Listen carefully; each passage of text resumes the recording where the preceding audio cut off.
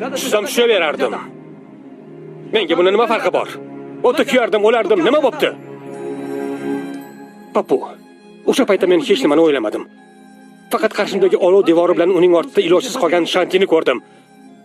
Bilasanmi, Papu? Kerak bo'lsa bir marta emas, 10 marta emas, 100 marta emas, 1000 marta, ha, 1000 marta o'tga kirardim Shantini qutqarish uchun. Chunki men uchun Shantini hayotidan ortiq hech nima yo'q. Hech nimaning ahamiyati yo'q.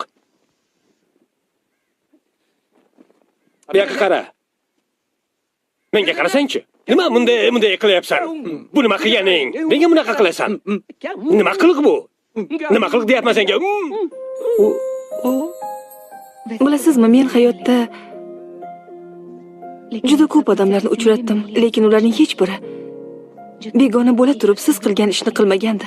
Qara, men sen uchun begonaman, lekin sen men uchun shunday nafis tuyg'usanki, usiz butunlay yolg'izman. Ismingiz nima?